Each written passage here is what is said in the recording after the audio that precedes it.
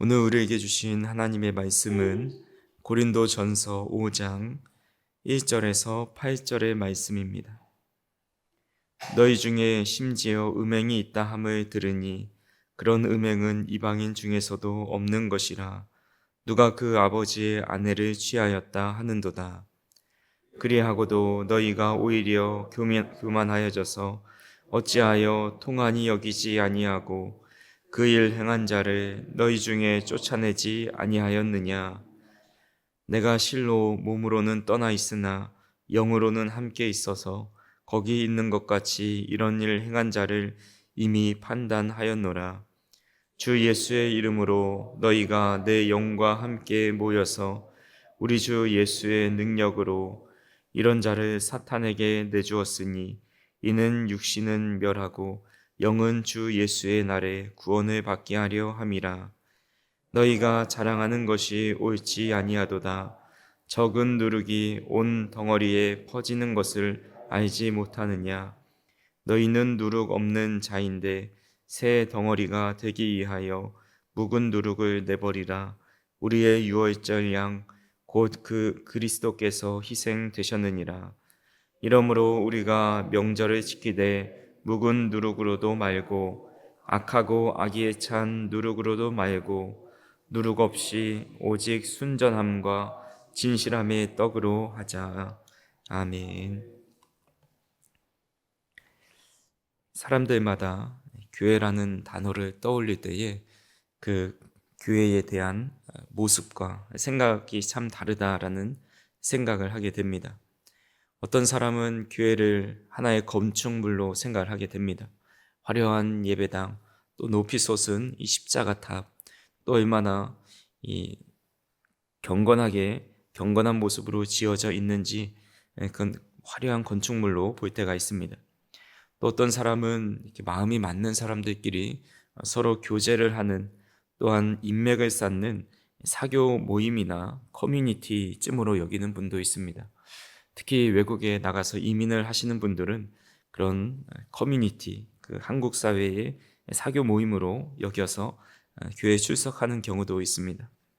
또 삶이 지치고 불안할 때에 잠시 들러서 마음의 평안을 얻는 이 종교적 쉼터로 생각하는 분도 있고, 또 사회적 약자를 돕고 구제하는 자선단체로 바라보는 경우도 있습니다. 분명 이러한 모습들도 우리 교회가 세상 속에 감당해야 하는 여러 가지 교회의 기능 중에 하나입니다. 하지만 사도 바울에게 세상과 다른 흔들리지 않는 확고한 교회관이 있었습니다. 그에게 교회는 단순히 사람들의 필요에 의해서 만들어진 조직이나 단체가 아니었습니다. 거룩하신 하나님께서 친히 거하시는 하나님의 집으로 보았습니다. 죄로 죽을 수밖에 없었던 자들이 구원을 얻어서 그 구원의 감격을 가지고 거룩하신 하나님을 자원하여 예배드리는 거룩한 구별된 공동체로 본 것입니다. 그렇게 교회가 가진, 그리고 가져야만 하는 위대한 특징 중에 하나가 바로 거룩함입니다. 하나님께서 거룩하시듯이 하나님의 집인 교회도 마땅히 거룩해야 한다라고 말씀하고 있습니다. 오늘 우리가 살펴볼 고린도 교회 역시 이 명령을 따라 세워진 거룩한 교회였습니다. 하지만 당시 고린도는 로마 제국에서도 손꼽힐 만큼 타락하고 음란한 항구 도시였습니다. 그런 도시 속에서 세워진 이 교회는 처음에는 사도 바울이 함께할 때는 그 세상 속에 거룩하고 또 세상과 구별된 모습으로 서 있었지만, 사도 바울이 떠나고 나서 얼마 지나지 않아서 오히려 그런 곳에 동화되어 가는 것을 보게 됩니다. 고린도 교회는 거룩함을 지켜나가야 되는데 그 거룩함을 지키지 못하는 모습을 보게 됩니다. 사도 바울은 그 이유를 적은 누룩이 온 덩이에 퍼지는 것에 비유하면서 말씀하고 있습니다. 이 고린도 교회에 일어난 그 누룩이 전염되어 있는 모습을 오늘 본문 1절에 이렇게 말씀하고 있습니다. 너희 중에 심지어 음행이 있다 함을 들으니 그런 음행은 이방인 중에서도 없는 것이라 누가 그 아버지의 아내를 취하였다 하는도다 라고 말씀합니다. 하나님을 모르는 이방인들조차도 입에 담기 부끄러워할 만큼 매우 큰 음행이 교회 안에서 버젓이 일어나고 있습니다. 교회의 한 지도자가 자기 아버지의 첩을 데리고 동거하는 그런 상상조차 할 수 없는 죄를 저지르고 맙니다. 근데 더 충격적인 사실은 고린도 교회가 그것을 알고 있었음에도 불구하고 그 죄인을 치리하고 쫓아내기는커녕 그 사람이 학문이 뛰어나고 재력과 힘이 있다라는 이유로 묵인하고 심지어 그를 자랑하기까지 하였다라고 말씀합니다. 사도 바울은 이 소식을 듣고 6절을 통해서 이렇게 질책합니다. 너희가 자랑하는 것이 옳지 아니하도다. 적은 누룩이 온 덩어리에 퍼지는 것을 알지 못하느냐라고 책망합니다. 사도 바울은 이 음란의 죄를 누룩에 비유하고 있는데, 누룩에 대한 비유는 예수님께서도 공생의 기간에 하신 적이 있습니다. 마태복음 13장에 보면 천국은 마치 여자가 가루 서말 속에 갖다 넣어 전부 부풀게 한 누룩과 같다라고 이야기합니다. 가루 서말은 약 14kg 정도 해당하는 밀가루입니다. 이 정도 밀가루면 성인 100여 명이 한 번에 먹을 수 있는 분량이라고 합니다. 이렇게 많은 밀가루 반죽에 적은 누룩이 들어가더라도 그 전체를 부풀어 오르게 만든다라는 그런 말씀을 하십니다. 죄의 속성이 이와 같다라는 거죠. 세상의 모든 죄가 무섭지만 음란과 또 술 취함, 도박과 같은 이 쾌락의 누룩은 그 번지는 속도와 파괴력이 상상력을 초월합니다. 처음부터 그런 죄를 짓고자 하는 사람은 없습니다. 호기심에 혹은 작은 관심을 가지고 있다가 결국 그 적은 누룩과 같은 이 마음을 품는 순간에 그 누룩은 온 영혼과 육체를 걷잡을 수 없이 파괴하는 것을 보게 됩니다. 음란의 누룩으로 인해서 소돔과 고모라가 불타 멸망했고, 로마 제국과 폼페이도 이 음란의 누룩을 방치하다가 역사 속으로 사라지게 되는 요인 중에 하나가 되었습니다. 그런 면에서 우리 한국교회도 그런 고린도 교회와 닮아가는 모습을 보게 됩니다. 세상 속에 더 정결하고 거룩해야 하는데 오히려 교회 안에서 많은 음행이 일어납니다. 더욱이 목회자들도 음행으로 무너지는 것을 보게 됩니다. 누구도 방심할 수 없고 그 작은 틈을 비집고 들어와서 그를 완전히 타락시키고 음란한 세상의 사람들과 똑같은 모습으로 살아가게 하고 오히려 그것들보다 더 심하게 타락하는 모습을 보게 됩니다. 그래서 우리는 늘 자각하고 깨어 있어서 우리 안에 작은 누룩이 움직이고 있진 않은지를 늘 살펴보아야 합니다. 그래서 사도 바울은 그런 누룩이 있다면 철저히 내버리라 말씀하고 있습니다. 5절 말씀해 보시면 너희는 누룩 없는 자인데 새 덩어리가 되기 위하여 묵은 누룩을 내버리라. 우리의 유월절의 양 곧 그리스도께서 희생되셨느니라 라고 말씀합니다. 이스라엘 백성들은 유월절이 다가오면 집안 구석구석에 놓여있는 그런 묵은 누룩, 상한 누룩을 찾아내서 불태워 버립니다. 그리고 일주일 동안 누룩이 없는, 전혀 누룩이 들어가지 않은 떡을 먹으면서 어린 양의 피로 구원받은 그 은혜를 기념하였습니다. 바울은 그런 유월절에 행하는 모습을 다시 한번 상기시키면서 우리를 위해 유월절에 참된 어린 양이신 예수 그리스도께서 십자가에 피 흘려 희생되지 않았느냐? 너희는 그 보혈로 깨끗하게 씻음받은 누룩 없는 순전한 자들이다. 그러니 제발 과거에 썩어 빠진 음란의 누룩, 쾌락의 누룩을 너희 삶에서 남김없이 내버리라 라고 결단을 촉구하고 있습니다. 유대인들은 1년 중에 단 일주일만 누룩을 제거하였습니다. 그러나 예수 그리스도의 보혈로 거듭난 우리 성도들은 유월절을 단 일주일만 지키는 것이 아니라 매일의 일상이 되어야 합니다.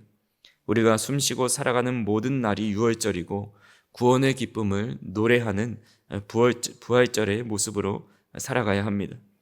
그래서 우리가 지금 이 시간에 내 안에 숨어있는 세상의 누룩들, 나도 모르게 즐기고 있는 음란과 타락의 누룩들이 있는지를 살펴보고 그런 것들이 있다면 성령의 불로 완전히 태워지는 은혜가 있기를 간절히 소망합니다. 그렇게 우리 안에 썩은 누룩을 제거하고 나면 하나님께서는 우리 안에 완전히 새로운 누룩을 하나 심어주십니다. 오늘 본문 8절에 보면 이러므로 우리가 명절을 지키되 묵은 누룩으로도 말고 악하고 악의에 찬 누룩으로도 말고 누룩 없이 오직 순전함과 진실함의 떡으로 하자라고 말씀합니다. 세상을 타락시키고 파괴하는 더러운 누룩이 있다라고 말씀하면서 그것에 대해 하나도 누룩을 두지 말고 순전하고 진실한 무골병의 떡을 가지고 살아가라라고 말을 합니다. 하지만 예수님께서는 여기서 한 가지를 덧붙여서 이 세상을 파괴하는 또 나의 영혼을 타락시키는 더러운 누룩이 있는가 하면 반대로 한 영혼을 구원하고 무너진 가정을 회복하고 타락한 세상을 맑게 정화하는 거룩한 누룩이 있음을 알려줍니다. 앞서 예수님께서 누룩에 대한 비유를 하실 때 천국에 대한 말씀을 하실 때 비유로 한 말씀입니다. 제가 마태복음 13장 33절을 읽어드리면 천국은 마치 여자가 가루 서말 속에 갖다 넣어 전부 부풀게 한 누룩과 같으니라 라고 말씀합니다. 예수님께서도 그 바리새인의 누룩을 주의하라 라고 말씀하신 적이 있지만 이 누룩을 좋은 비유로 말씀하실 때가 있습니다. 천국에 대한 비유를 할 때입니다. 그래서 여기서 말씀하시는 누룩은 바로 예수님의 복음입니다. 우리는 세상의 악한 누룩과 치열하게 싸워서 막아내고 태워버려야 하지만 반대로 우리 손에 쥐어진 이 복음의 누룩은 우리의 가정과 지역사회, 나아가 온 세계를 향해서 거침없이 퍼뜨려 나가게 된다라는 의미의 누룩입니다. 이 세상은 영적인 전쟁터입니다. 여러 가지 세상의 쾌락과 방탕함 속에서 십자가의 복음으로 무장한 교회가 거룩함의 빛을 뿜어내면서 어둠을 점점 정복해 들어가야 한다라는 겁니다. 예수님 한 분의 생명으로 시작된 이 작은 복음의 누룩이 십자가를 거쳐서 전 세계로 퍼져나갔고 수많은 영혼을 생명으로 부풀어 오르게 합니다. 비록 지금 내 손에 들린 복음이 연약한 여자의 손에 들린 작은 누룩처럼 보여도 이 복음이 닿는 곳마다 절망이 소망으로, 타락이 거룩함으로 부풀어 오르는 위대한 기적이 일어날 수 있다는 사실을 믿으실 수 있기를 간절히 소망합니다. 그래서 세상의 더러운 누룩에 휩쓸리지 않고 도리어 세상을 변화시키는 복음의 누룩을 가지고 우리는 살아가야 합니다. 비록 우리의 모습이 작고 연약해 보여도 우리 안에 심긴 복음은 가루 서말을 능히 부풀게 하는 엄청난 생명력을 가지고 있습니다. 우리는 이것을 믿어야 하고 무엇보다 밀가루는 결코 누룩을 변화시킬 수 없지만 누룩은 밀가루 전체를 변화시킬 수 있습니다. 우리는 세상에 타락한 누룩이 아니라 세상을 살리고 생명을 가져다 주는 복음의 누룩을 품은 사람이다라는 이 사실을 꼭 기억하면서 오늘 하루도 여러분들이 계시는 가정과 일터 그리고 우리 교회를 복음의 생명으로 눈부시게 변화시키는 그런 삶을 살아가실 수 있기를 간절히 소망합니다. 우리 안에 있는 죄악의 누룩을 제하고 온전히 복음의 누룩으로 우리 안에 풍성이 차고 넘치게 부풀어 오를 수 있도록 또 우리 주변의 가정과 또 나의 삶이 주님의 은혜로 풍성이 차고 넘칠 수 있게 해달라고 기도하며 간구하는 귀한 시간이 되시기를 간절히 소망합니다. 기도하시겠습니다. 사랑과 은혜가 풍성하신 하나님 아버지, 오늘도 우리에게 혹여라도 우리 마음속에 죄악의 누룩이 있다면 그것을 발견하여 보는 은혜가 있게 하여 주시고 우리의 마음이 편하고 또한 우리가 세상의 쾌락을 쫓아갔던 모든 작은 누룩이라도 다 꺼내어 성령의 불로 태울 수 있는 은혜가 이 시간에 있을 수 있도록 인도하여 주시옵소서. 그리고 주님께서 전해주신 그 복음의 누룩을 가지고 우리 안에 작은 그 복음이 우리의 삶을 변화시키고 가정을 변화시키고 우리 주변과 교회를 변화시키는 귀한 놀라운 역사가 일어날 수 있도록 인도하여 주시옵소서. 오늘도 우리의 육신의 피곤함을 버리고 오늘 하나님 앞에 나왔습니다. 우리의 마음을 기뻐 받아주시고 하나님의 사랑으로 품어주시며 오늘 하루를 살아갈 수 있는 큰 힘과 능력이 오늘 기도하는 시간을 통해서 일어날 수 있도록 인도하여 주시옵소서. 오늘도 삶에서 일어나는 여러 가지 사건들 속에서 하나님의 뜻을 발견할 수 있도록 인도하여 주시고 그 안에서 주님을 찬양하고 기뻐하는 하루가 될 수 있도록 인도하여 주시옵소서. 사랑하는 우리 성도님들 어디에서 무엇을 하든지 늘 하나님의 은혜 가운데 인도하여 주시고 늘 보호하심 속에 있어서 하나님께서 함께 하시는 복된 하루가 될 수 있도록 인도하여 주시옵소서. 감사를 드리며 예수님의 이름으로 기도하옵나이다. 아멘.